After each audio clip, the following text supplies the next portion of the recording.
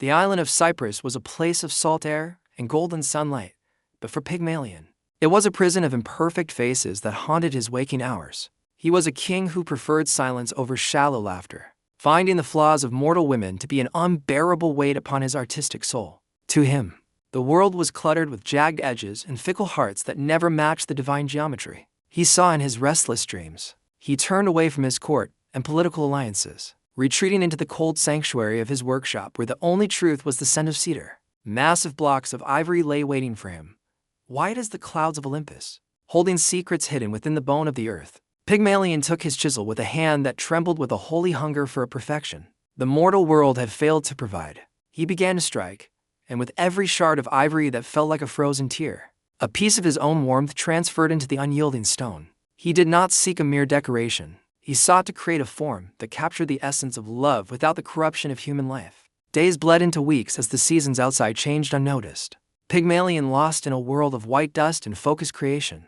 The form emerged a curve of a shoulder so delicate it seemed to ache, a neck rising like a pillar of pure light from the rough base. He carved the lips with such precision that he held his own breath, fearing a stray sigh might shatter the fragile illusion of life. Her name was Galatea, a name whispered like a secret prayer when the candles had burned down to pools of wax in the dark. She was the culmination of every lonely thought and ideal of beauty that Pygmalion had ever harbored in his secret heart. As the final polish was applied, the statue stood in the center of the room, glowing with a radiance that pushed back the shadows. Pygmalion stepped back, his clothes stained with dust, and felt a crushing sense of defeat that brought him to his knees. He had succeeded too well. He had created something so beautiful that he could no longer bear to live in a world where she did not breathe. He brought her gifts as if she were a living queen: bright seashells, smooth lilies, and robes of the finest Sidonian purple. He draped heavy silk over her cold limbs, but the luxury only reminded him of the terrifying stillness beneath the surface. He would press his ear to her ivory chest,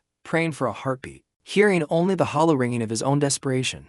"You are my masterpiece," he would whisper, his voice cracking against the oppressive silence of the moonlit room. "But you are also my executioner, for you cannot even acknowledge the man who birthed you from the stone." The festival of Aphrodite arrived, and the air of Cyprus grew thick with the scent of incense and the prayers of 1,000 lovers. Pygmalion walked among the crowds like a ghost, his eyes dark with a longing that no earthly wine or music could satisfy. White smoke rose from the altars in thick columns, a plea for the favor of the golden goddess from the hearts of the island. When Pygmalion stood before the flames, he did not ask for gold or power, nor for a mortal queen to sit beside him. He bowed his head in true humility and murmured a prayer so soft it was almost lost in the roar of the crowd. "If you, O goddess, who rule the hearts of all, can grant all things, give me a bride who is like..." He paused in his madness. "Give me one who is the perfect likeness of my ivory maid," he finished, his heart heavy with a wish that defied nature. Above the altar, the sacrificial fire flared 3 times with brilliant intensity, a tongue of golden flame leaping high as a sign. Pygmalion returned home in a daze, the scent of frankincense clinging to him as a new, dangerous hope took root in his chest. The workshop was drowning in shadows as he entered, the moonlight silvering the sharp edges of his tools and the ivory curves. He approached Galatea with ritual slowness, reaching out to touch her hand, expecting the familiar chill of polished stone. But as his fingers brushed her wrist, the air seemed to shift, growing heavy with the sudden scent of fresh roses and warmth. He recoiled, his heart hammering, thinking his mind had finally snapped under the pressure of his obsession. He touched her again, pressing his thumb into her ivory elbow, and to his horror and delight, the stone yielded like softened wax. It was no longer the hard resistance of ivory, but the soft elasticity of living skin that reacted to his trembling hand. The ivory was losing its deathly whiteness, replaced by a flush of pale pink that crept up her throat like a rising dawn. Pygmalion watched as blue veins began to map out a living geography of life, where before there had been only solid bone. Her chest heaved a stuttering movement that sent a spray of stone dust into the air, the final remnant of her long slumber. It was the first breath, a sound like tearing silk, as lungs that had never known air expanded in a magnificent burst of life. Galatea's eyes, once blank spheres, began to liquefy into deep brown orbs that reflected the flickering candlelight of the room. She blinked, her eyelashes fluttering like trapped wings against her skin, proving she was no longer a static image. Pygmalion fell to his knees, clutching the hem of her robe as the miracle of life unfolded before his very eyes. "My lord," she whispered, the sound like a silver harp vibrating with a resonance that spoke directly to his soul. Her voice carried the ancient weight of the stone she had been, a deep sound that felt both primordial and newborn. She looked at her hands, turning them over as if marveling at the miracle of joints, tendons, and the warmth of blood. The transition was not painless. She winced as the fire of life flooded nerves that had been frozen since her creation. Pygmalion reached up with trembling arms to help her down, his touch a reverent guidance for limbs learning to move. As her bare feet touched the floor, she stumbled, the unfamiliar weight of gravity being a hostile force she did not yet know. He caught her in a desperate embrace, feeling for the first time the radiant heat of a body that was a miracle of his own making. "I am real," she said, her voice growing stronger as her fingers traced the wetness of the tears on his weathered face. "You called me from the dark of the stone, and I have answered. I have come to be the life you dreamed of." Pygmalion was filled with joy, but in the shadows of his mind, a cold realization began to take root and grow. He had loved the statue because it was perfect and silent, a flawless reflection of his own singular will. Now he looked into eyes that held hidden thoughts, a soul that was a separate entity with its own hungers and sorrows. The tragedy of art becoming life is that the artist loses his power, and the creation begins to demand its own truth. In the following weeks, the palace was transformed by the wonder of the king's new bride.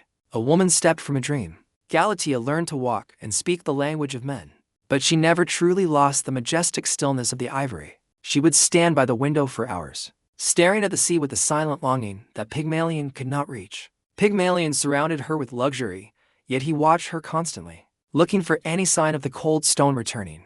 He became obsessed with her mortality, terrified that a simple scratch would mar the perfection he had labored to achieve. "Why do you look at me as if checking for cracks?" she asked as the sun set in a bloody display over the royal gardens. Pygmalion looked away, unable to explain that he still saw the white block of ivory whenever he closed his eyes. He had birthed her from his loneliness, and now her private thoughts felt like a slow, deliberate betrayal of his love. Galatea felt the weight of his expectations like a leaden cloak, a burden that made every breath feel like a chore. She was a woman with a heart for the world, but to him, she would always be a trophy of his triumph over nature. She realized with bitter clarity that her life was a performance staged daily for a man who could not see past his masterpiece. "You did not give me life for love's sake," she whispered to the moonlit room while Pygmalion slept beside her. "You gave me life so you would never have to be alone with your own imperfect self," she added, her voice a ghost of ivory. The transformation was complete in her body, but her spirit remained caught in a gratitude that felt like a prison. She loved him as her creator, but feared him as her owner, the one who held the power to wish her back into the dark. Pygmalion's love turned to paranoid guardianship, a desire to keep her locked away from a world that might tarnish her. He stopped sculpting altogether, for he could not return to cold stone after touching a heart that beat against his own.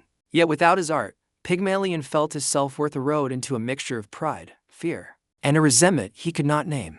He looked at Galatea and saw a spiritual debt he could never collect, a miracle that had become a demanding reality. The beauty that once inspired him now felt like a mocking reminder of his inability to love something he didn't create. Galatea tried to be the static wife, mimicking the graceful poses he had once carved for her in the white ivory. But the more she tried to return to the statue, the more the tragedy of her humanity created a rift between them. A child was eventually born to them, Paphos, who carried her mother's glow and her father's restless, creative fire. For a time, the child was a bridge across the chasm, a sign that their union was truly blessed by the gods. But even in fatherhood, Pygmalion could not escape the shadow of the pedestal sitting in his abandoned workshop. He would watch Paphos play and wonder if she, too, was made of something more durable than common flesh. Galatea saw his silent fears and understood that the breath she had been granted was a sword that cut both ways. She was a woman who had everything, yet she lived in the shadow of an ivory ghost that was more real to him than she was.